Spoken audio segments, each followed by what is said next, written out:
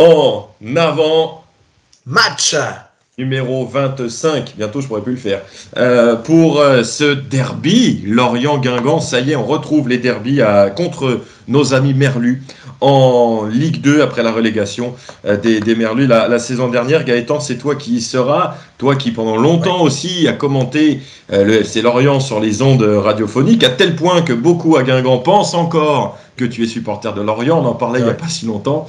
Comment tu prépares ce derby de ton côté ? Bon, ça va être un match plutôt sympa quand même. Les derbys, c'est un peu les matchs qu'on attend d'un œil différent quand même. Dans une saison, l'année dernière, il y avait Concarneau, mais c'est vrai qu'avant ça, il y avait eu plusieurs saisons sans aucun derby en championnat. 20-21, 21-22, 22-23, 3 saisons sans derby. Donc voilà, ça c'est quand même cool d'en avoir un. Malheureusement pour Lorient quelque part, parce que c'est suite à la descente de Lorient, mais voilà, c'est bien pour Guingamp de retrouver ce genre de match aussi, d'avoir cette saveur-là dans la saison, donc hâte d'y être.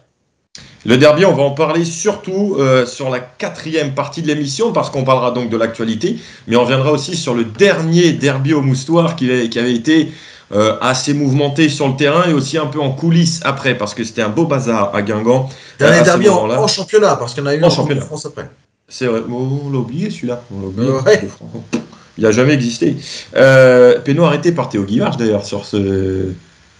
C'est le seul souvenir positif que je garde de ce match. Oui, c'est vrai. Défaite 3-0 en coupe. Je crois que c'était 2 mois après celui en championnat. Bon, parlons de l'actualité parce que c'est quand même beaucoup plus plaisant en ce moment avec ces 2 victoires guingampaises à domicile. On parle donc de l'attaque. On va parler d'Amadou Sagna qui tient peut-être son match référence dans cette saison après sa belle prestation contre Grenoble. Enzo Basilio qui a franchi le cap des 150 matchs et des 50 clean sheets avec en avant. Et puis vous voyez la suite de l'émission avec notamment aussi le quiz qui va arriver très très tendu entre Florent et Steven. 2 vainqueurs sortants puisque Florent est le tenant et le champion du quiz des supporters via Internet. Et Steven était aussi avec nous la semaine dernière chez les crêpes d'Hélène et Jules pour un quiz en présentiel. Les 2 s'affrontent en fin d'émission.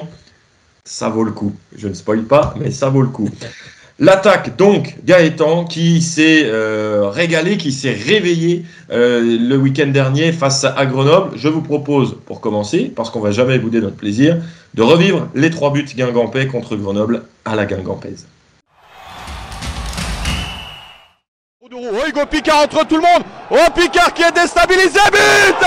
Et l'ouverture du score tout de suite de Brighton Labo sur un exploit individuel d'Hugo Picard qui a remonté 20 mètres à lui tout seul dans la surface de Grenoble. Picard qui a été bousculé, mais décidément on n'est pas décidé à siffler de pénalty pour Guingamp cette saison.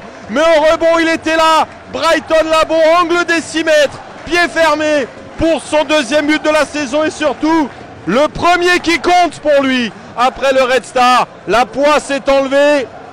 Tout démarre bien. 1-0. Messioué pour son premier ballon sur le côté droit de la surface de réparation. Sagna qui a pris le bon tempo. Centre de Sagna en retrait. Allez Amine. Allez Amine.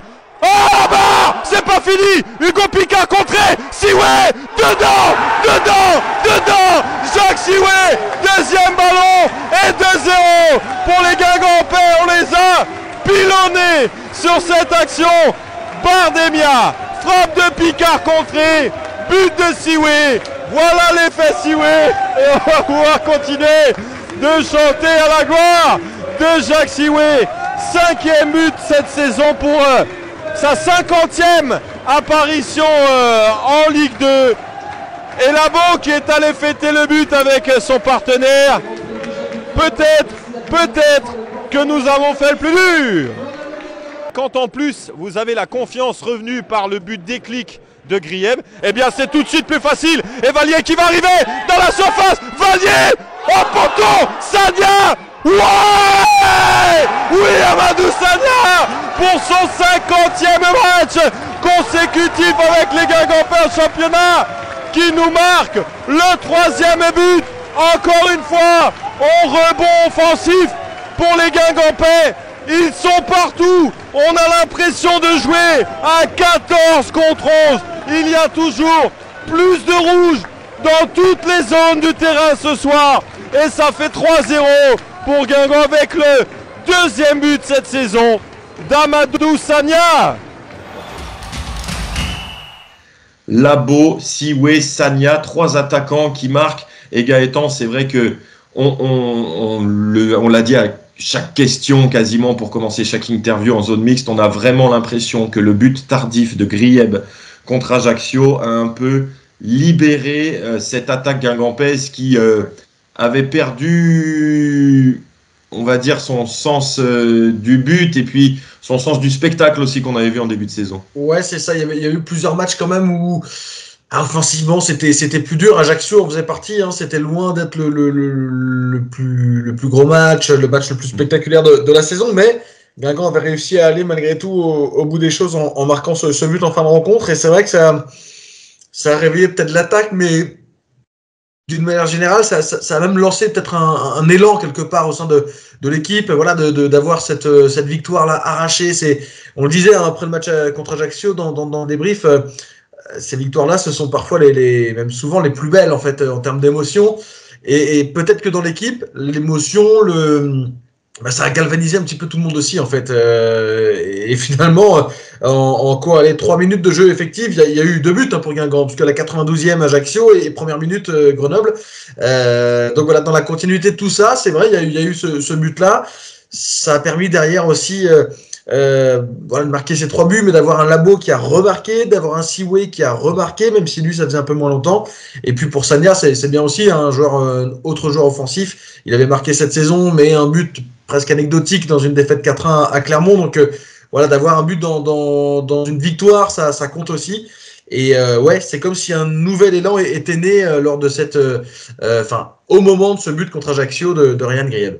Premier but qui compte pour Sagna, premier but qui compte aussi et qui pèse lourd pour Brighton Labo, qui a ouvert le score pour les Guingampais. Il avait marqué lors de la défaite contre le Red Star, le but qui avait ramené le score de 4-2 à 4-3. Ça avait son importance sur le moment, mais finalement non, puisque Guingamp avait perdu cette rencontre. Il a marqué donc au bout de 57-58 secondes. On l'a retrouvé en zone mixte aux côtés de Jacques Siwe après ce match.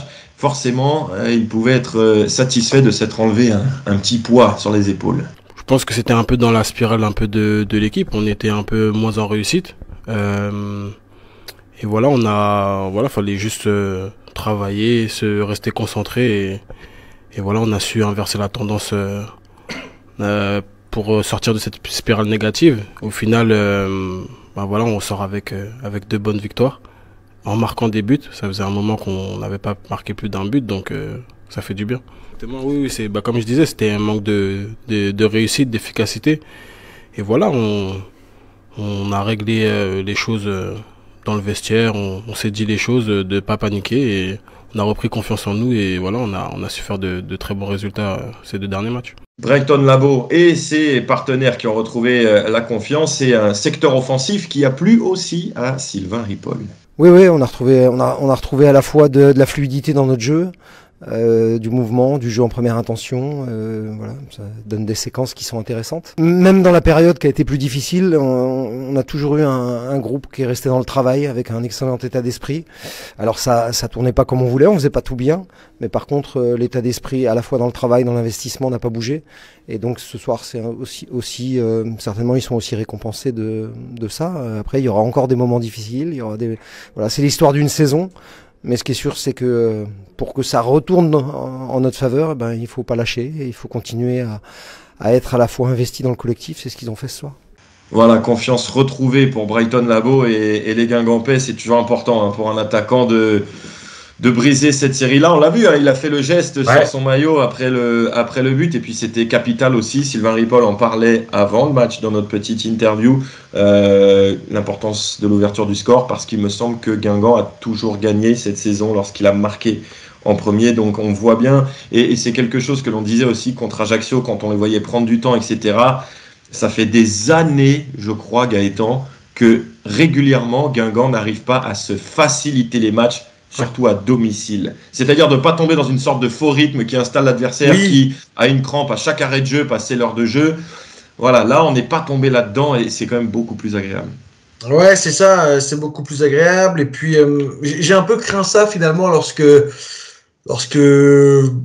Guingamp a marqué très tôt. C'est parfois le lot des équipes quand elles marquent à la première, deuxième minute. On se dit, allez, le boulot est fait, et puis en fait, ça se tasse au fur et à mesure de la rencontre, et on se fait rejoindre, en fait. Là, non, Guingamp a marqué très vite, mais resté malgré tout dans cette dynamique, cette recherche de jouer, de marquer, de se mettre à l'abri. Et Guingamp l'a fait, avec de la réussite, oui et non, puisqu'elle a été provoquée, mais avec ces deux buts, deuxième et troisième but qui sont arrivés. Et ouais, Guingamp a tenu vraiment ce rythme-là. Ça, c'est vraiment le bon point, parce que Grenoble en face, c'est pas non plus le plus mauvais client de la Ligue 2, même si à l'extérieur, c'est beaucoup plus dur pour Grenoble. Mais voilà, il fallait être capable de garder cette exigence-là après l'ouverture du score précoce, de garder ce rythme et voilà, de retrouver ce sens du but d'une manière générale aussi, parce que c'est vrai que il y avait eu le but contre Ajaccio juste avant, mais avant ça c'était 2 matchs sans marquer. Ça avait été plus compliqué quand même, plus laborieux, notamment contre Pau à domicile. Là, Guingamp a retrouvé ça face à Grenoble, et dans la foulée finalement du but contre Ajaccio. Mais revenu en tête pendant le débrief de Grenoble, le débrief qu'on avait fait à Metz, où beaucoup de supporters disaient c'est pas possible, 3 défaites de suite, on s'embourbe, on va jouer le maintien, etc. Ça va vite dans un sens comme dans l'autre, par rapport aux réactions et aux commentaires. Et je me souviens qu'à Metz, on avait un peu, je sais pas si c'est pris le contre-pied, etc. Mais il y a les scores, il y a les résultats, mais il y a aussi le contenu. Et à Metz, on ne peut pas dire que c'était un si mauvais match que ça de Guingamp, sauf que c'est pas très audible quand c'est votre 3e défaite consécutive. Et peut-être que certains supporters et supportrices ont du mal à l'accepter, à l'entendre.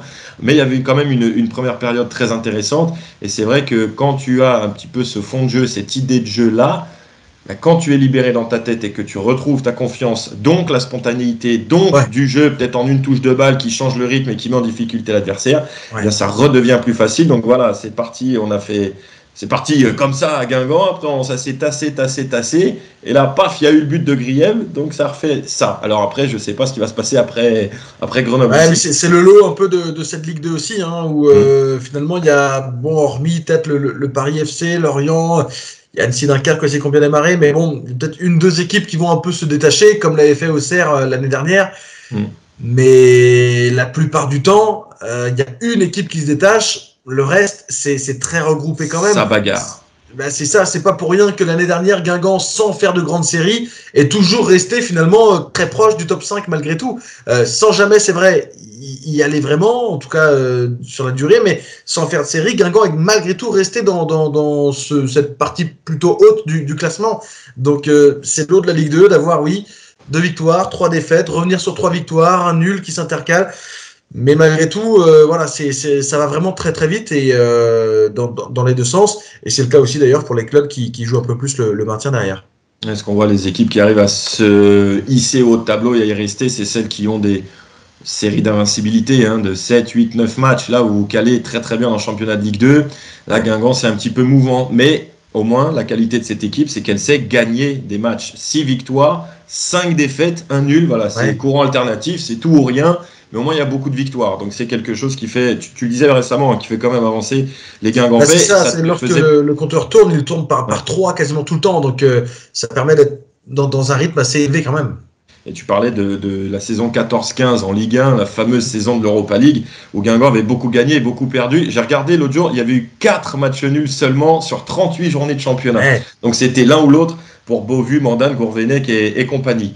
Cette saison, c'est Ripoll, c'est Picard, c'est Sioué et c'est aussi Sagna qui avait fait une excellente préparation avec les Guingampais. Les présents ce jour-là, Roudouroux se souviennent encore de son excellente première période contre Rennes lors de la victoire 3-0 en amical. Sagna qui avait débuté les 7 premiers matchs de championnat avant de retrouver le banc parce que c'est vrai que ses performances n'étaient pas aussi punchy qu'espéré, en tout cas assez décisive, pas assez décisive qu'espéré. Et puis là, effectivement, il y a ce match où il a marqué, c'est sûr, mais où je trouve, Gaëtan, on a retrouvé ce qui fait Amadou Sagna, c'est-à-dire un très gros volume de jeu, des courses dans tous les sens, offensivement, et surtout, moi ce que j'ai apprécié, c'est défensivement, parce qu'Alpha Sissoko, on a suffisamment souligné quelques errances défensives depuis le début de saison. Là, Sissoko a fait son meilleur match défensif parce qu'aussi il y a eu ces courses incessantes de Sagna pour l'aider.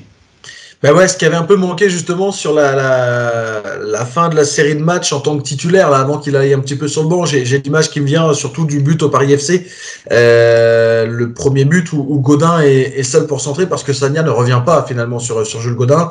Il y avait eu comme ça quelques petites erreurs de repli, les courses pas forcément faites ou pas toutes, et du coup ça mettait aussi en difficulté le latéral. Donc cette relation latérale ailier, elle est ultra importante parce que ça se coordonne offensivement, on le voit, c'est vrai quand le latéral, que ce soit Sissoko d'un côté ou Marronnier, Vallier de l'autre, le latéral vient dédoubler, mais elle est d'autant plus importante aussi quand l'ailier, lui, vient prêter main forte défensivement, parce que parfois Sissoko peut être amené à venir couvrir un joueur dans l'axe lorsque le jeu vient de l'opposer, mais si le jeu arrive au deuxième poteau, il faut que l'ailier soit là aussi pour venir fermer un peu tout ça. Et là, c'est vrai que Sagna retrouve cette énergie pour défendre aussi. Et ce qui, en plus, n'altère pas son impact offensif. Bien au contraire, il a marqué, il est dans les bons coups d'une manière générale. Donc, ouais, c'est le Sagna que l'on veut voir à Guingamp, qu'on voit assez régulièrement quand même si c'est vrai, il y a un peu l'image de l'équipe, des petites vagues, des petits creux de temps en temps. Globalement, je trouve que c'est un joueur qui est plutôt en progression quand même, et surtout c'est un joueur qui est décisif, malgré tout. L'année dernière, je crois que c'est 5 buts, 5 passes décisives. Là, il est à 2 buts. Voilà, c'est plutôt pas mal. Pas de passe décisive, mais souvent avant-dernier passeur quand même. On l'avait souligné il y a quelques semaines. Très impliqué finalement dans ce côté à décaler Alpha Sissoko qui lui derrière a accumulé ses passes D. Et quelque chose de marquant aussi cette saison pour lui, c'est son positionnement à droite sur son bon pied. Avant c'était côté gauche sous Dumont pour qu'il puisse revenir à l'intérieur avec son pied droit. C'est bien aussi, je trouve, parfois de revenir un peu à l'ancienne, des droitiers à droite. Et là on a vu dans le jeu avec Sissoko, c'était très intéressant. Les faux pieds, je sais plus si je l'avais dit là une fois, ou tous les deux quand on était en train de discuter peut-être, mais tout le monde s'appelle pas Ryan Robben, quoi.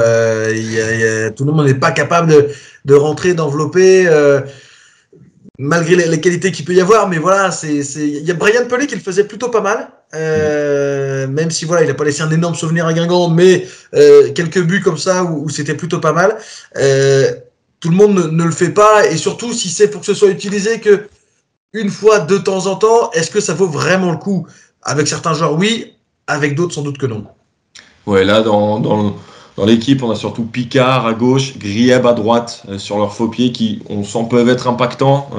Mais le reste, c'est vrai que c'est bien aussi d'avoir des bons pieds sur les bons côtés. Et puis, une statistique dont on vous parle quasiment chaque semaine et qui continue chaque semaine, c'est qu'Amadou Sagna ne se blesse jamais. Amadou Sagna ne rate aucun match. Samedi contre Grenoble, c'était son 53e match avec Guingamp sur 53 possibles. Il les a tous joués, toutes compétitions confondues. Et même mieux, depuis qu'il a débuté en Ligue 2 il y a un peu plus de 2 ans avec Niort, il n'a raté aucun match de championnat. 87 rencontres consécutives disputées par Sagna, comme titulaire ou comme remplaçant. À chaque fois, il entre. Et on lui a posé cette question-là. Comment l'expliquer? Eh bien, vous allez voir que ce n'est pas dû au hasard. Oui, c'est content. Je pense que au début, depuis que je suis venu en Europe, en Belgique, c'était compliqué. Donc, il y a eu des blessures comme, voilà, tout début, c'est pas facile. Donc, mais depuis que je suis venu en France, alhamdulillah, que j'enseigne les matchs, je me suis pas blessé depuis lors. Donc, je suis content que j'enseigne les matchs jusqu'à maintenant. Et ça marche comment? C'est quoi? C'est l'hygiène de vie? Tu dors bien, tu manges bien? Comment tu expliques ça? Parce qu'en plus, tu es à un poste très exposé par les coups, par la fatigue notamment. Oui, bien sûr, j'essaie de copier sur les grands joueurs. Je regarde beaucoup Sadio Mané, ce qu'il fait. Donc, moi aussi, j'essaie de toujours copier sur les grands joueurs pour éviter les blessures, quoi. Donc, essayer de manger bien, essayer de dormir tôt aussi, voilà. D'être bien à l'entraînement, de faire attention, voilà. De ne pas, voilà, faire des bêtises, quoi. L'hygiène de vie, la nourriture, le sommeil, l'exemple Sadio Mané, on le voit bien. C'est vrai que Sagna, c'est pas le joueur le plus exubérant, c'est pas celui dont on parle le plus. Mais c'est celui qui est tout le temps là. Ouais, puis c'est un joueur qui, je trouve, monte les paliers. Finalement, je parlais de sa progression un petit peu tout à l'heure. Moi, je l'avais découvert lorsqu'il avait signé au Stade Briochin, parce que j'avais commenté à l'époque pas mal pour FFF TV des matchs de Saint-Brieuc. Je l'avais vu là. Et c'est un joueur qui était assez brut encore quand il était arrivé, et qui, sur la deuxième partie de saison, avait basculé dans une dimension un peu nouvelle, commençait un peu à prendre peut-être pas le côté leader de l'attaque parce qu'il y en avait d'autres dans cette équipe-là, mais commençait à se montrer, à être impactant, à tenir aussi sur la durée des matchs. Et puis ça s'est un peu confirmé à Niort, alors dans une saison qui avait été galère pour les Niortais puisqu'ils avaient été relégués en national, mais lui avait un petit peu tiré son épingle du jeu quand même avec d'autres comme Vallier, Louisère y était. Oui, Louisère aussi y était de mémoire. Non, c'était l'année d'avant. Non, ouais, Louisère était arrivé avant la relégation des Niortais. Et voilà, ça avait aidé. Et là, finalement, on sent qu'avec Guingamp, il est petit à petit aussi, on le sentait, bon, sur la durée des matchs en Ligue 2, au départ, c'était pas forcément ça tout le temps. Là, on sent qu'il est plus impactant aussi. Je trouve que dans ses choix, il est un peu plus juste. On avait souvent souligné l'année dernière le fait de voir un joueur capable de faire d'énormes différences, mais au moment de faire le choix, de frapper, de centrer, de servir le coéquipier, c'était un peu des fois désorganisé dans ses choix. On se dit, mais il a réussi à faire ça pour ce résultat-là. Mince, c'est dommage, il a un peu tout gâché. Et là, je trouve que c'est qu'il gomme un petit peu tout ça petit à petit, avec sans doute peut-être un regard sur le jeu qui a évolué aussi, avec l'enchaînement des matchs, avec une justesse technique qui est peut-être aussi un peu plus forte. Et tout ça fait qu'il est aussi en train de grandir. Une action me revient de samedi, je crois que c'est lui, et c'est peut-être même l'action la plus marquante. Alors peut-être que tu vas briser mon raisonnement. Sur le deuxième but, la passe en retrait pour Emia qui frappe sur la barre, c'est lui. Oui, de mémoire, moi aussi, oui. Je trouve cette passe incroyable parce qu'elle efface toute la ligne défensive de Grenoble qui est attirée vers son but. Et souvent, on peste sur des débordements, pas forcément que de Sagna, mais quand des mauvais choix, des mauvais timings, etc. Là, la zone était excellente pour Amadou Sagna. Donc, pourvu que ça dure. Pourvu aussi que ça dure pour le dernier rempart, Guingamp Enzo Basilio, qui a été un petit peu tensé dans ce début de saison parce qu'il n'était pas assez décisif dans une défense qui encaisse beaucoup de buts, c'est vrai. Mais sur cette semaine-là, Gaëtan, merci Enzo, parce qu'il a sorti des parades décisives à des moments cruciaux des matchs, à 0-0 claquette contre Ajaccio, à 1-0 super parade à la 93e minute pour mettre en corner, et une sortie aussi qui a rassuré tout le monde. Et puis là, l'arrêt décisif aussi à 1-0.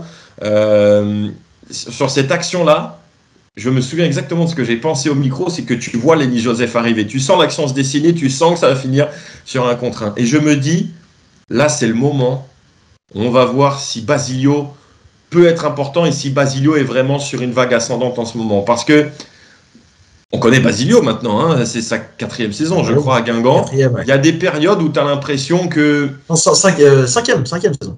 5e, exactement. Et sa 4e, je crois, en tant que véritable titulaire depuis le début de saison. Il avait été assez vite intronisé quand même sur la première saison. Faute à Larsen. Et donc là, je me suis dit, c'est là qu'on va savoir. Est-ce qu'on est vraiment dans la bonne vague d'Enzo Basilio? Et quand tu le vois sortir... Moi, honnêtement, je vois sortir l'occasion, je me dis, ce soir, Grenoble, ça va être très très chaud de nous marquer un but. Même s'ils ont eu d'autres occasions, mais celle-là, elle était super importante. Ouais, c'est ça. Et il y a cet arrêt aussi contre Grenoble. On se dit, waouh, quand même. Et c'est vrai qu'il est parfois décrié parce que pas assez décisif sur certains matchs. Ouais, c'est vrai. Il y a eu des matchs où ça a été le cas. Après, il faut dire qu'il est parfois aussi bien exposé. Malgré tout, tu parlais tout à l'heure des 50 clean sheets en 150 matchs. Ça veut dire que c'est un match sur 3 où il prend pas de but quand même. Il n'y a pas énormément de gardiens qui ont cette stat-là. Un match sur 3, c'est quand même assez important. Après, c'est vrai que c'est assez cyclique aussi dans ses performances. Il y a eu parfois des moments très bons. Lorsqu'il a notamment, lorsqu'il est devenu titulaire, juste après Nicolas Larsen en 2020, il a pris la cage à ce moment-là. Tout le monde était très heureux de voir Basilio lors des semaines qui ont suivi garder la cage dans l'avant. Il y a eu des moments plus difficiles, c'est vrai. L'année dernière, Guingamp, c'est, je crois, 15 clean sheets au total. Ça veut dire 15 matchs. 16. C'est quasiment la moitié, puisqu'il y avait 38 matchs la saison dernière. Quasiment la moitié où il ne prend pas de but. Donc, malgré tout, c'est un gardien plutôt fiable. Après, c'est vrai, il y a des choses parfois à gommer. Bon, il y a le jeu au pied qui parfois n'a pas toujours été fantastique. c'est vrai des matchs où tu te dis mince, il est passé à côté. Et surtout, je trouve que la qualité d'un gardien, on la mesure aussi dans les saisons. On se dit mais quel match tu es sorti du stade en disant ah là, heureusement qu'il était là, c'est lui qui nous sauve la victoire, c'est lui qui nous sauve le match nul. C'est vrai qu'il n'y a peut-être pas eu beaucoup de matchs comme ça, mais là, très clairement, cette semaine, oui. Il y en a déjà eu par la suite quelques-uns. Mais là, surtout cette semaine, là, on se dit, ouais, Ajaccio, oui, très clairement, et Grenoble aussi, parce que oui, il y a 3-0, mais en effet, à 1-0, tout aurait pu basculer, quoi. Un petit coup d'œil, on y revenait avec lui en zone mixte. Tu parlais de cyclique. Il y a quasiment toutes ces saisons à 10 clean sheets. Enzo Basilio, tiens, ce qu'on va proposer, c'est qu'on va l'écouter maintenant et on fera juste après un petit peu non pas le calcul, mais le récapitulatif des clean sheets, même si ça ne dit pas tout sur des gardiens. Enzo Basilio. Ouais, j'ai appris ça hier. Les 50 clean sheets, je savais pas. Ouais, il y a juste une saison, je crois, où on n'en avait pas fait énormément. Je sais plus laquelle. Ça devait être 2021-22. On avait fait 6, je crois. Ouais, 6 en 21-22 et 13 en 20-21, par exemple. Ouais, et puis après, on est toujours au-dessus de 10, je crois, sur les autres saisons. Donc, quand on est gardien, c'est sûr que... Alors moi, je regarde pas trop les stats parce que... Je suis pas un grand fan, mais c'est vrai que quand on regarde les chiffres, toujours atteindre la barre des 10 clean sheets sur une saison, c'est agréable. Toujours au moins 10 clean sheets dans ces saisons, sauf effectivement en 21-22, 6 seulement en championnat pour Basilio, mais sinon c'est donc 13, 6, 11, 16 et cette année 4 sur 12. Quand on disait un match sur 3, on est dans cette lignée-là pour Enzo Basilio, même si encore une fois, les stats de clean sheet, etc., on les personnifie avec les gardiens, mais c'est aussi toute une défense. Et l'autre jour, Guingamp a quand même relativement bien défendu, en laissant très peu d'espace aux Grenoblois, mais on peut quand même lui rendre cet honneur-là. Enzo Basilio qui nous a fait donc gagner des points sur cette série-là. Et puis il y a quelque chose qui a été marquant aussi, après notamment sa parade à 1-0 dans le face-à-face avec Lenny Joseph, c'est que son premier réflexe, après avoir vu que le ballon était dégagé, c'est de se retourner vers le COP rouge et de célébrer point levé vers la tribune latérale ouest. Il avait fait aussi sur sa parade de dernière minute contre Ajaccio. On lui connaissait pas beaucoup ça, et c'est quelque chose peut-être qu'il travaille. Écoutez-le. Ouais. Après, on en a parlé avec certains coéquipiers qui me disaient ouais, t'extériorises pas quand tu fais un arrêt. C'est pas mon genre. J'aime bien rester assez calme vis-à-vis de tout le monde parce que des fois, quand on fait un arrêt, faire des grands gestes et tout, ça amène pas que du positif à ses partenaires. On est là pour faire des arrêts aussi. Et je sais pas, à ce moment-là, j'ai peut-être senti le besoin d'extérioriser. Et, voilà, j'ai agi comme ça. Ouais, c'est donc Basilio, ce côté-là d'haranguer un peu le public. On l'avait pas, c'est vrai, beaucoup vu, mais je pense qu'il peut avoir ce côté-là aussi en lui et à Guingamp, dans beaucoup de stades, mais notamment à Guingamp, on aime bien ce côté-là. On se souvient de Marsal, par exemple, qui avait fait très vite. Au bout de 30 secondes. Dès son arrivée à Guingamp. Voilà, on aime bien ça, et c'est vrai que ça amène aussi le public finalement à pousser peut-être encore un peu plus, à mettre un peu de pression sur l'adversaire, en tout cas à être derrière son équipe, à pousser son gardien, à Basilio de se sentir aussi lui un peu pousser des ailes par tout ça, et tant mieux si ça peut aider, tant mieux en effet, parce que Basilio là il sort vraiment de gros matchs, et si la série peut durer, tant mieux pour en avant. Basilio. C'est ça, je crois. C'est ça, ouais. J'ai rarement souvenir d'avoir un chant pour un gardien. Ouais, il y en a pas eu beaucoup. Et puis un gardien, je me suis posé aussi la question, un gardien qui reste titulaire aussi longtemps. Non, alors au 21e siècle, non. Samassa était à 143 matchs. Et là, Basilio a franchi les 150. Ça va avec des périodes sur le banc entre-temps, etc. Donc là, c'est quand même quelque chose, quoi. Ouais, à Guingamp, effectivement, c'est rare dans ces périodes-là en Ligue 1 ou en Ligue 2. Il y a d'ailleurs, j'ai mis ce maillot-là parce qu'on a eu beaucoup de questions par rapport à ce maillot. Je vais baisser un peu ma webcam. Tac, le fameux maillot, c'est un maillot de gardien de Thierry Debesse. Alors, je suis pas super souple, vous n'allez peut-être pas super bien voir. Tac, est-ce qu'on voit, Gaëtan? Super. Debesse 1, c'est un maillot donc porté par le gardien de Guingamp. c'était 2005-2006, c'était le dernier match à domicile, Guingamp 7. Apparemment, Thierry Debesse aimait beaucoup les maillots bariolés du Stade Français qui faisait fureur à l'époque, le Stade Français Paris. Donc vous voyez le logo du Stade Français là.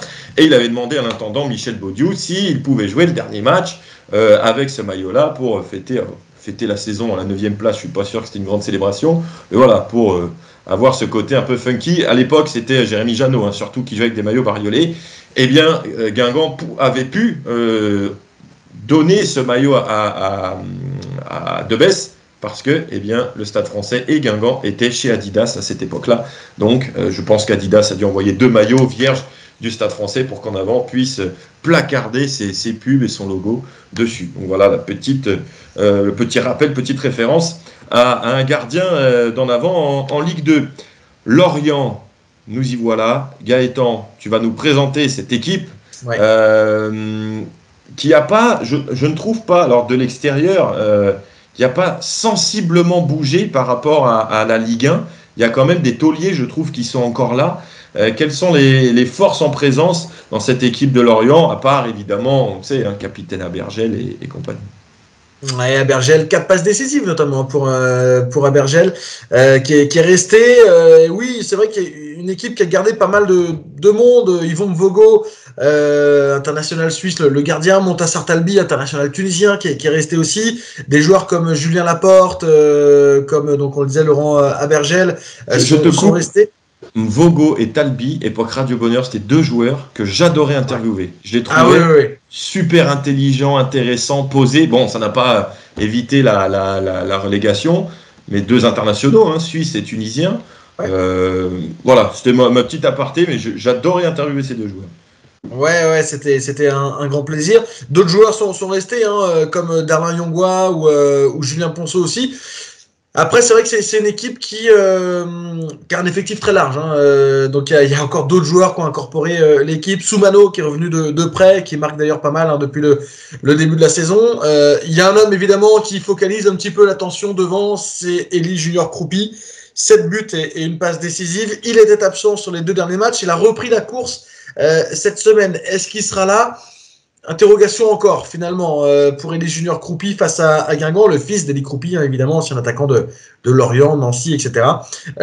Une équipe de Lorient qui, au classement, est 2e, 23 points, à 3 longueurs du Paris FC, donc qui réussit pour l'instant son retour en Ligue 2. C'est la meilleure attaque de Ligue 2, 23 buts marqués, dont quasiment un tiers, on le disait, par Croupi avec ses 7 buts. C'est aussi une équipe qui en concède, 14. Quand on dit que Guingamp prend beaucoup, Guingamp c'est 16, Lorient c'est 14. Donc on voit qu'on est à peu près sur les mêmes chiffres défensivement. Par contre, Lorient, il y a une stat qui se dégage, c'est qu'à domicile, c'est 1, 2, 3, 4, 5 matchs, 5 victoires. Lorient a tout gagné à la maison en mettant à chaque fois 2 buts, 3 buts, 4 buts, 4 buts. Donc ça marque beaucoup à la maison. C'est une équipe qui gagne contre des adversaires, somme toute différents, mais beaucoup d'adversaires de haut tableau quand même si certains sont des surprises, Dunkerque et Annecy. Mais 2 équipes qui ont perdu du 4-2 au Moustoir. Grenoble qui a perdu 2-0. Et sinon, Ajaccio et Enzo, c'est à toi de jouer.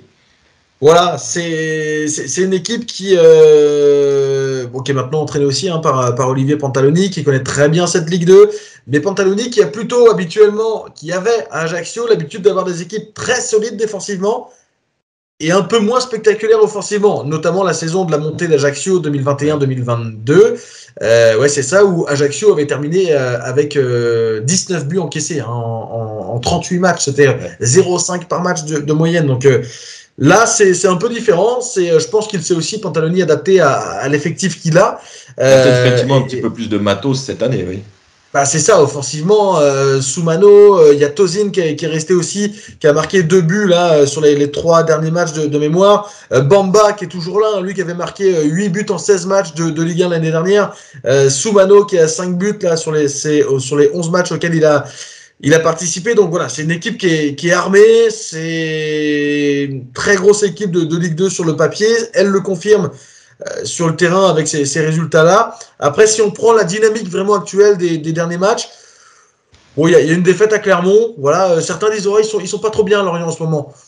Il y a une défaite à Clermont, juste avant ses victoires contre Dunkerque. Et c'est vrai, il y a ce match à Rodez où ils menaient 3-1 à la 85e et où ils se font égaliser à la 97e avec un but du gardien de Rodez, Lionel Mpassi. Mais sur les 6 derniers matchs, c'est 4 victoires, 1 nul et une seule défaite. Hein. Donc pour une équipe qui est pas trop bien, c'est quand même pas mal, hein, cette équipe du FC Lorient. Après voilà, ils ont tout gagné à domicile, mais on sait que les derbies, ça a parfois un aspect un peu différent. Et la transition est toute trouvée évidemment pour le dernier Lorient-Guingamp en championnat où, après un début de saison très moyen de Guingamp était allé s'imposer chez une équipe de Lorient qui avait pourtant pétaradé sur ses 5 premières journées. Exactement, c'était le 31 août 2019. Guingamp, fraîchement relégué de Ligue 1, était venu s'imposer en toute fin de match avec un rush de Ludovic Blas pour son dernier match à Guingamp. Oui. Centre prolongé dans le but par Julien Laporte, qui est donc toujours à Lorient aujourd'hui. Et après le match, alors c'était Patrice Lair, l'entraîneur. Écoutez, 4-5 jours avant, le lundi, Guingamp perd contre Valenciennes. Patrice Lair sort ça. Là, c'est compliqué. J'avais l'impression ce soir de pouvoir jouer 25 heures et pas marquer un but. C'est ça qui m'inquiète un petit peu plus, mais ça sert à rien de sortir la Kalachnikov dans le vestiaire et descendre tout le monde parce que j'ai besoin de ces joueurs-là. C'est la première et unique fois que j'ai eu le mot, qu'on a eu le mot Kalachnikov dans une zone mixte à Guingamp. Après la victoire à Lorient, c'était beaucoup plus calme, mais vous allez voir que quand on le lançait sur le mercato, ça a été tout de suite un peu plus compliqué et puis aussi un peu plus démonstratif parce que c'est vrai qu'il n'avait pas de chance à ce moment-là. Quasiment à chaque match que son équipe disputait, le lendemain, il y avait un départ. Et là, le gros point d'interrogation qu'il mime concernait Ludovic Blas et même Nolan Roux. Dernier mot, puisqu'il ne reste plus que 3 jours, à quoi peut-on s'attendre encore dans ces 3 derniers jours de mercato? Côté arrivée, côté départ. Point d'interrogation. Point d'interrogation. Vous savez très bien mon attachement aux joueurs. Je suis comme je suis, mais les joueurs, c'est mon carburant, les joueurs. C'est eux qui gagnent aujourd'hui. On donne un petit coup de main dans le staff. Ce sont les joueurs. Quand je les vois partir, ça me plaît pas toujours. Parce qu'on s'attache à des joueurs, ça fait 2 mois et demi que je suis avec eux. Les gens, ils croient que... Non. J'espère garder des joueurs, peut-être en récupérer d'autres aussi. Parce que je veux avoir la meilleure équipe possible. Ça, c'est logique. On est comme ça, nous, les entraîneurs. Puis bon, petit signe, je ne voudrais pas que ça soit le même signe qu'avec Lucas qui est marqué, Ludo. J'aimerais bien que ce soit un but qui se renouvelle. Nolan, tu as peur de perdre aussi? Ouais, parce que bon, on a récupéré du monde devant. Et Nolan dans le groupe, comme je le disais tout à l'heure, Nolan c'est un super mec. Ce soir il a pu faire la gueule, tout ça, bon, il est peut-être déçu, j'envoie l'échauffement, il rentre pas, je fais rentrer Yannick. C'est un choix au dernier moment, mais il reste pro dans le vestiaire, il tape dans les mains, tout ça. Super mentalité. Et ces gars-là, c'est pareil, ces gars-là de vestiaire, c'est des bons mecs et en plus respect parce que c'est comme Nolan Roux, c'est comme quelqu'un qui a fait une belle carrière quand même et qui peut encore continuer sa carrière au plus haut niveau. Voilà, Patrice Lair démonstratif. Blas était parti, Roux était resté, mais qu'est-ce que c'était pénible cette époque, Gaëtan. Il y a eu Lucado, effectivement, à Auxerre, qui avait été écarté par le président, réintégré par Patrice Lair, titulaire à Auxerre, buteur, et le lendemain il part à Nîmes. C'était très chaotique, très chaotique. Il n'y avait rien de coordonné, rien de cohérent, hein. Ça partait dans tous les sens, hein. L'exemple vraiment phare, c'est pour Lucado, avec la prise d'opposition de Bertrand Desplat, qui dit qu'il peut même plus être dans le groupe, et puis finalement 2 heures après, même pas, le groupe sort et Lucado est dedans, il est titulaire, il est capitaine, il marque. Enfin bon, c'était vraiment très bizarre. Rien n'allait dans le bon sens, quoi. C'était incohérent. C'est vrai qu'il y avait eu malgré tout dans ce début de saison-là quelques victoires. Guingamp d'ailleurs, quand la saison s'était arrêtée pour le Covid, Guingamp était 7e, donc n'était pas non plus dans les bas-fonds du classement. Mais avec l'équipe qu'il y avait, on se disait qu'il y avait tellement moyen de faire beaucoup mieux et de se relever très vite parce que la digestion de la relégation à Guingamp, elle a été très compliquée. Quand on voit qu'à Metz, c'est les montées de descente tous les 2 ans. Presque 2 ans. Il les digère très bien. Alors, ils ont du mal à rester au-dessus, mais il les digère très bien. Là, on voit qu'une équipe comme Lorient semble plutôt bien digérer aussi cette relégation. Mais pour beaucoup d'équipes, c'est beaucoup plus dur. Guingamp, ça a été le cas aussi de Caen. On se souvient évidemment des Sochaux, Auxerre, Lens, pour qui ça a été très dur aussi de remonter, où il y a même eu des saisons très très mouvementées dans Brest le bas de tableau de Ligue 2. Comment ? Brest aussi à un moment. Brest aussi, la saison 2015-2016, ils sont descendus en 2013. Il y a eu 2 saisons où c'était pas trop mal, hein. Ils étaient pas loin de la montée, 6e, 7e. À l'époque, les 3 premiers montaient directement. Et puis la saison 2015-2016 qui avait été très très difficile, la dernière sous Alex Dupont d'ailleurs, coach brestois à l'époque. Et puis voilà, il y a pour beaucoup d'équipes, et Guingamp n'a pas échappé à ça. Ça a été très difficile. Et cette saison-là, combinée à la suivante, 2020-2021, ça a vraiment été 2 saisons chaotiques. Chaotiques, pas forcément en termes de résultats tout le temps, pas forcément en termes de classement. Même si la 20-21 en finissant 9e c'était un miracle, alors que Guingamp était 2 mois avant barragiste voire relégable ou pas loin, mais surtout dans le fonctionnement, quoi. Wow, on avait du mal un peu à comprendre où Guingamp voulait en venir, quoi. Ouais, c'est vraiment quand Dumont a été intronisé par Fred Legrand que ça là on a retrouvé un peu des eaux plus calmes. Lorient-Guingamp, c'était aussi notre premier derby ensemble sur Radio Bonheur. Alors, j'ai retrouvé des photos, regarde, on est là, tout content avec notre micro, et puis spécificité du moustoir, je ne sais pas si ça existe encore, les pizzas du buffet presse. On s'en était ça n'existe plus. Oh, c'est pas vrai. Le Covid, le Covid a laissé des traces dans les buffets presse de Ligue 1, Ligue 2, sachez-le. Lorient-Guingamp, donc c'était en août 2019. Il y a eu, tu en parlais aussi tout à l'heure, le 3-0 en Coupe de France. Et puis au match retour, victoire de Guingamp, 2-1, avec notamment ce but de Mchangama à la 90e. Je voulais juste me faire un tout petit quiz, Gaëtan, sur ce Lorient-Guingamp de Ligue 2 d'août 2019, parce que tu étais, avant d'enregistrer l'émission, en train de regarder la compo de Lorient. Moi, je veux essayer de me rappeler de celle de Guingamp. Je me souviens que c'était la première titularisation de Franz Di Piero. Ouais, c'est vrai, ça c'était le cas. Il venait d'arriver, Franz Di Piero, il avait été titulaire direct, ouais. Dans le but, Caillard. Oui. En défense, je vois Niakate. Oui. Je vois Kerbrat. Non. Sorbon. Non. C'est pas vrai, donc Niakate, défenseur central.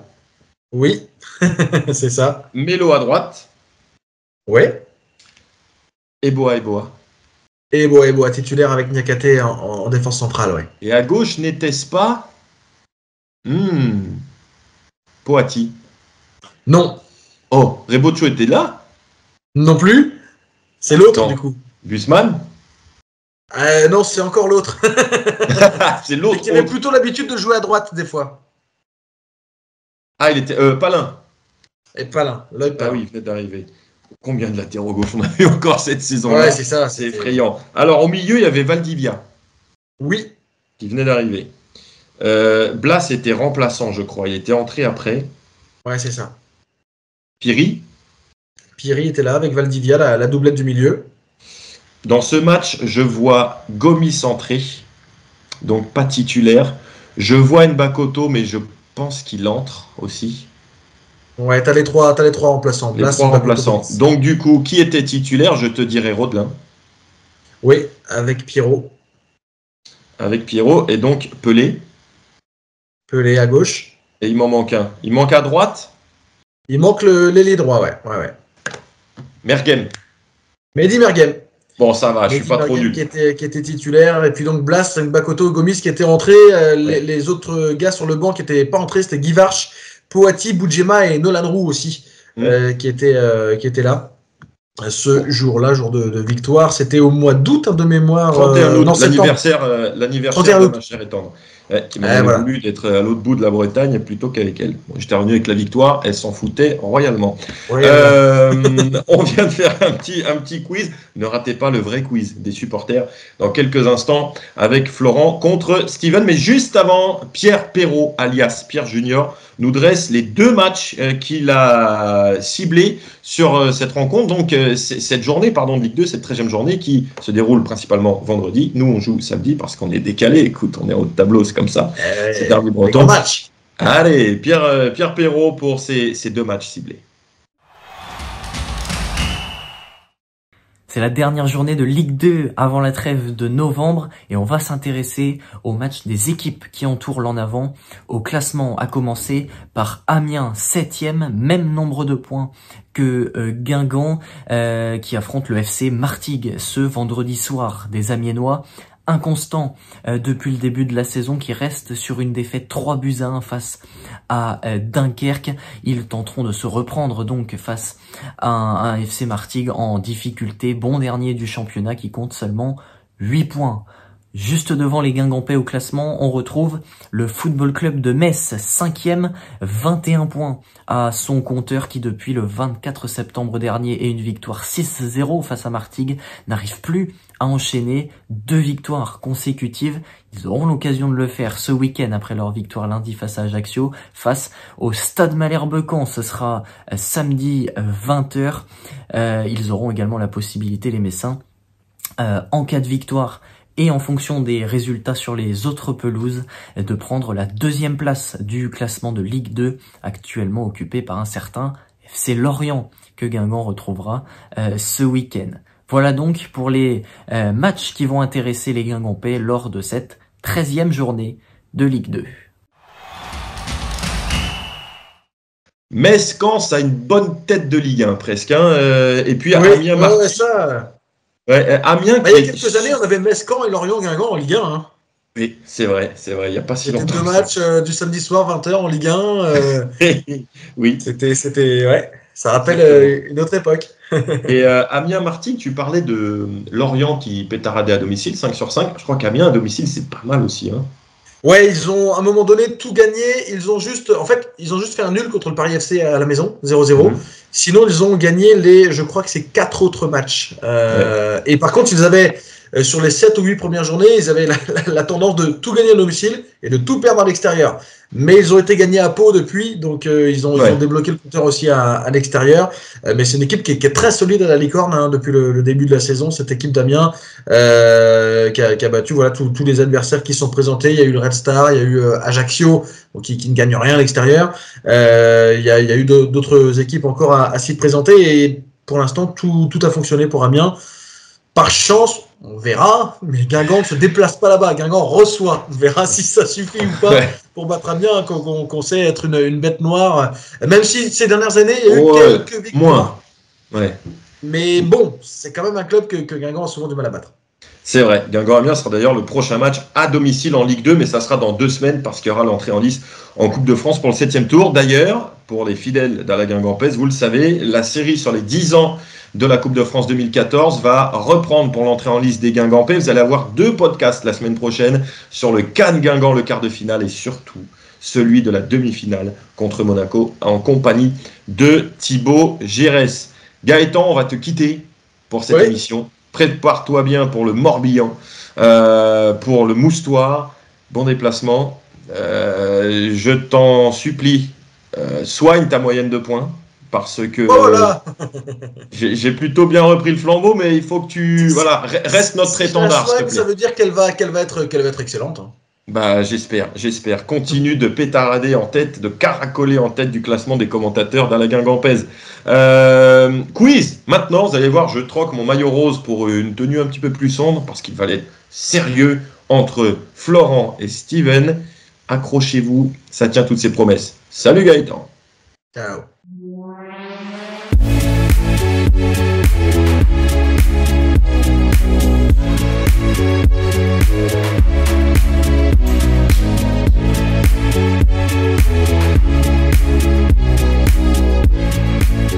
C'est le quiz, le retour du quiz en non présentiel, on va dire, dans cet en avant-match avec le tenant du titre, on rappelle, du quiz des supporters, Florent, 3 victoires consécutives.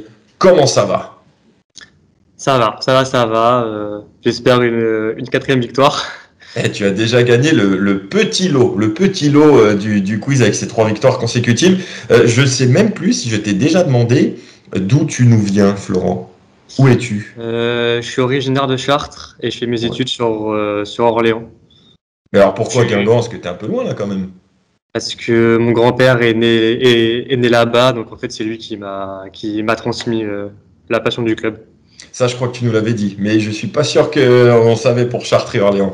Donc 3 victoires consécutives pour Florent qui a regardé, je pense, j'espère, le dernier en avant-match comme ça, en regardant Benjamin et Steven s'entretuer entre guillemets au quiz, s'affronter, c'est mieux au quiz. Alors, Steven, Ça fait plusieurs quiz que tu fais avec nous. Il y a eu Radio Bonheur, il y a eu chez Georgette, il y a eu chez les crêpes d'Hélène et Jules. Je crois que tu as toujours gagné, c'est ça? Oui, sauf chez Hélène et Jules où j'ai fini 5e en équipe, mais le reste, en tout ce qui est solo, ouais, ça va. Tout ce qui est solo, tu as gagné. Donc attention Florent, gros candidat face à toi. Enfin, Steven, raconte tout, tu nous viens d'où? Toi, tu es un peu plus proche de Guingamp, il me semble.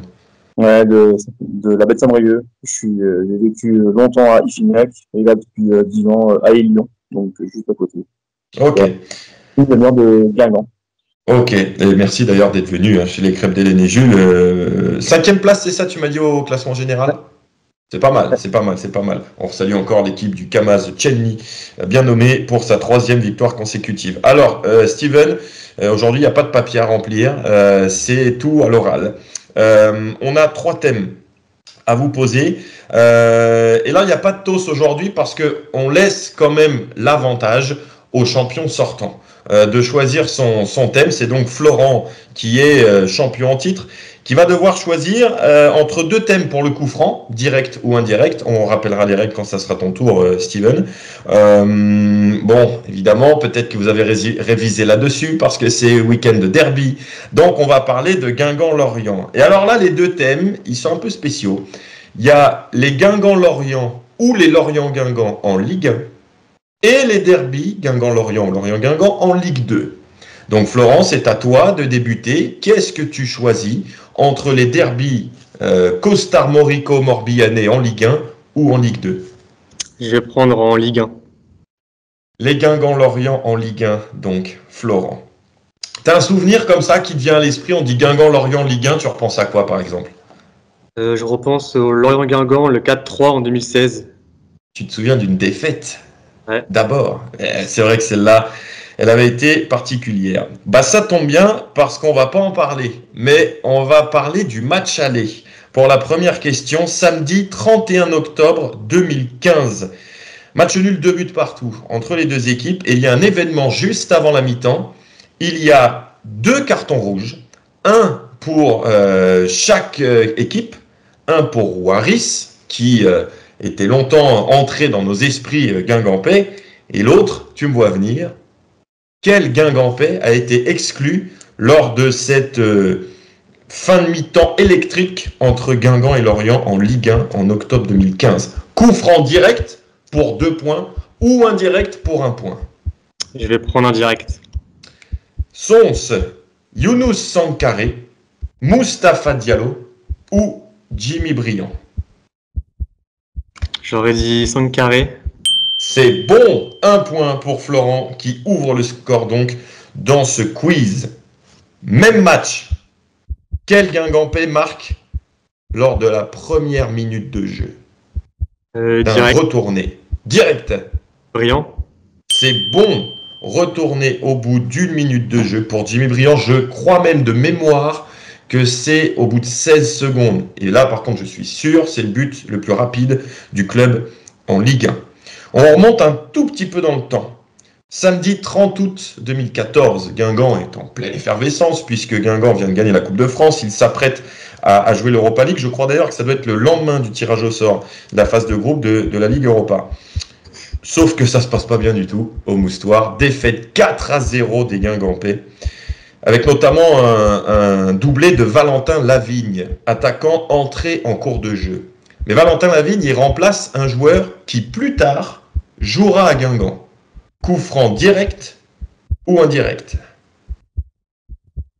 Quel futur Guingampais est remplacé par Valentin Lavigne, futur double buteur de ce match? Je vais tenter direct. Brian Pelé.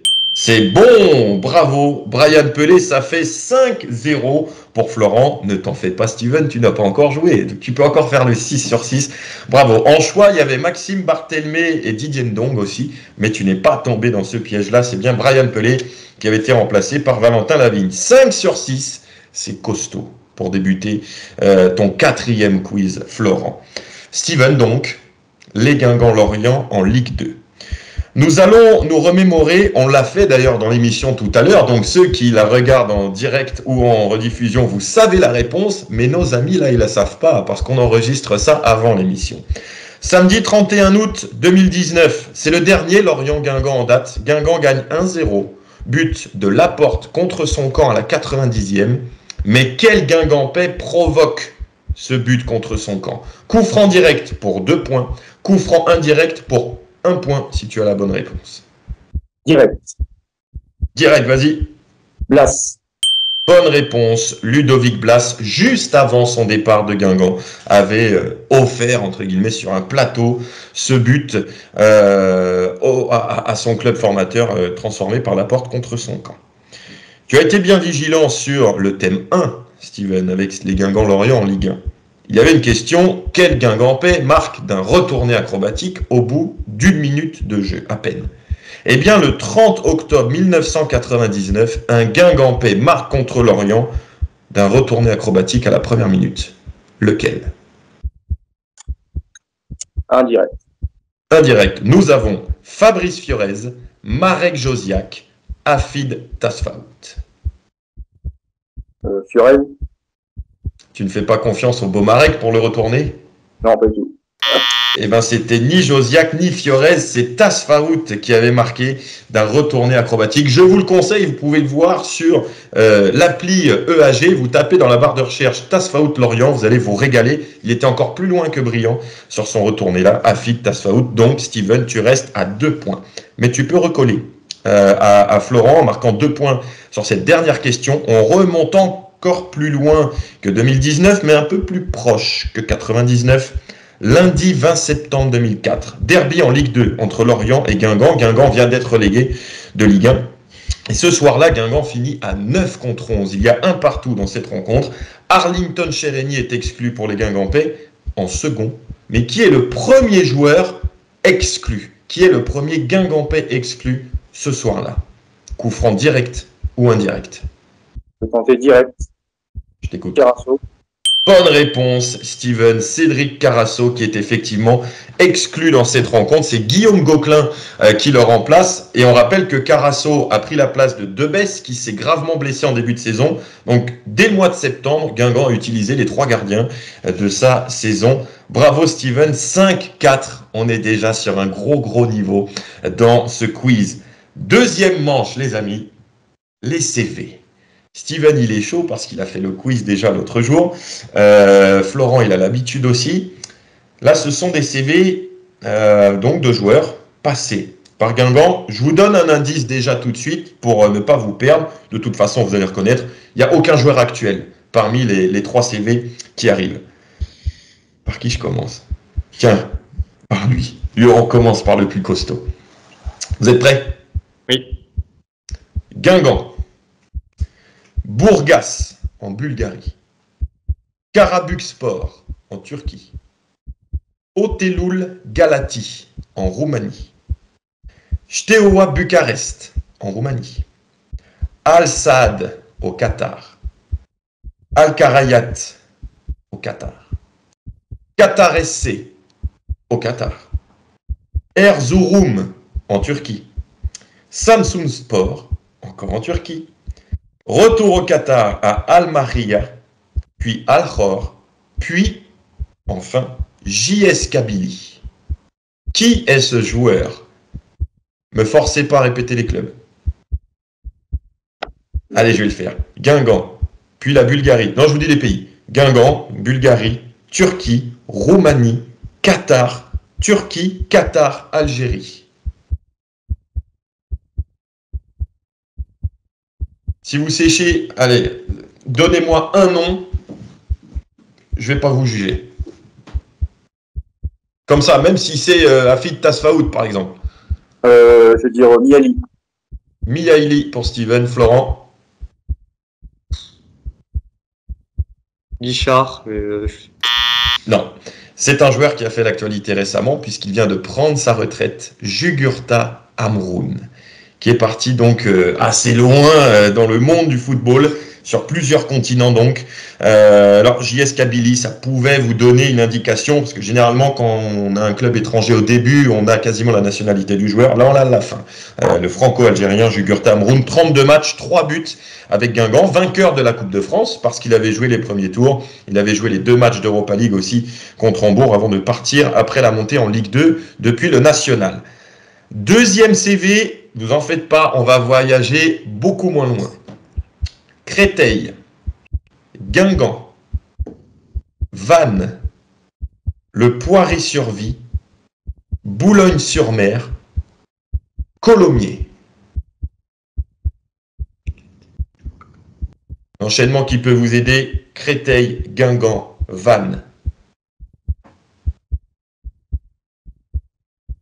Créteil, Guingamp, Vannes, le Poiré-sur-Vie, Boulogne-sur-Mer, Colomiers. Steven. Je t'écoute. Patrick Le Guen. C'est pas bon. Florent, tu as la balle de poing devant dans le pied là. Non, je l'ai pas. Thierry Argelier, qui a récemment pris sa retraite également. Ça nous fout un petit coup de pelle, hein, de voir Amroun, Argelier prendre leur retraite. Et alors, pour vous aider, 3e joueur, c'était le thème des CV, mais je ne voulais pas vous le dire avant. 3e joueur qui a récemment pris sa retraite. Là, on va un peu plus voyager. Montpellier B. Lesquin ou Lesquin, je ne sais jamais comment on dit. Montpellier B, Lesquin, Guingamp, Beauvais, Boulogne-sur-Mer, Courtrai en Belgique, Cercle Bruges en Belgique, Louvain, toujours en Belgique, Ferencváros en Hongrie, et enfin Molenbeek en Belgique, à Bruxelles même. Steven. Nîmes de Pau. C'est pas bon. Bien tenté pour le Belge. Florent, est-ce qu'on va faire un 0 sur 3 sur les CV? Est-ce que tu peux répéter les clubs ou pas? Montpellier B, Lesquin, Guingamp, Beauvais, Boulogne-sur-Mer, Courtrai, Cercle Bruges, Louvain, Ferencváros, Molenbeek. 5 secondes. Non, je l'ai pas. Xavier Mercier. Je pensais que l'enchaînement Bruges, Ferencváros, etc., ça allait vous aider. C'était super dur, je le conçois, mais comme vous êtes super fort, eh bien, il faut faire des questions super compliquées. Peut-être que chez vous, vous avez eu les réponses, chers amis. En tout cas, là, nous allons passer pour terminer ce quiz, les amis, non pas sur un c'est bon, c'est pas bon. Steven, tu as eu ta dose l'autre jour chez les crêpes d'Hélène et Jules parce qu'on a fait des thèmes absolument horribles avec les 196 buteurs en Ligue 1 contre Guingamp sur les 6 ans 2013-2018. On pensait que ça pouvait durer 2h15. Hein. Finalement, c'est tombé avant pour les participants. Là, on va terminer par des scénarios, les amis, ou des scénarii pour des puristes de la langue italienne. 1 point pour le match dans le bon ordre, s'il vous plaît. Bon ordre, donc domicile extérieur. 2e point pour la saison, et non l'année. J'insiste bien sur la saison. Voici le premier match. Christopher Vray, 109e. Stéphane Carnot, 120e. Steven. Guingamp, Auxerre, 96-97. La saison est bonne, pas le match. 5 partout. Le match, c'était Guingamp-Montpellier, la demi-finale de Coupe de France 97, donc 96-97.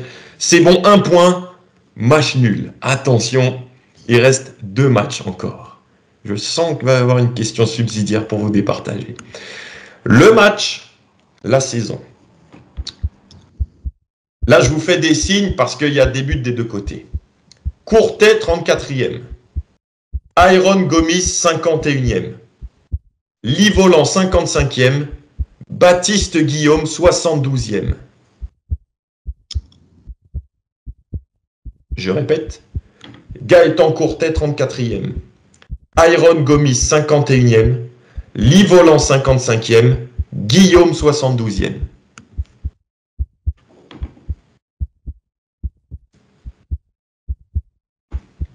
5 secondes. Il y a quand même un qui doit tenter, vous perdez pas de points. Hein. J'aurais dit saison 2022-2023. 1 point. Et le match, j'aurais dit Guingamp-Valenciennes, mais alors avec un gros doute. C'est pas bon. Steven, tu peux marquer un point si tu veux, si tu me trouves le match. C'est qui joue le buteur adversaire, pardon? Iron Gomis. 5 secondes. Guingamp-Caen? Non. C'était Guingamp-Amiens 2022-2023. Je suis un petit filou parce que Guingamp-Amiens, ça sera tout simplement le prochain match à domicile. Donc, pour l'un des deux, si vous gagnez et que vous restez jusque-là, le scénario-là, il ne partira pas. Attention! Là, c'est un moment de grand suspense. Steven, 5 points. Florent, 6 points. Florent qui est à un demi-pied de sa 4e victoire consécutive. Il faut que Steven fasse le sans faute sur ce match. Je vous fais les gestes encore gauche-droite. Cédric Bardon, 45e. Stéphane Carnot, 51e. Steven. Oui. Guingamp-Lorient, 2001-2002. Bravo. Steven, c'est gagné. Tu l'as révisé avant ? Non, mais les années-là, je connais bien. Et ça bravo. Florent, ta magnifique aventure s'arrête là, franchement, sur un coup de maître. Parce que là, il y a eu 7 buts dans ce match. Il a donné au bout du 2e but. Je termine du coup. Donc, Bardon, 45e. Carnot, 51e. Darcheville, 52. Saïb, 63. Carnot, 64. Malouda, 72. Et Darcheville 88, c'est effectivement le fameux Guingamp-Lorient 2001-2002. Il y avait eu 6-2 pour Lorient à l'aller, 4-3 pour Guingamp au retour, avec donc tous les buts en seconde période. Florent, bravo, une petite réaction. Ouais, c'était une belle aventure quand même.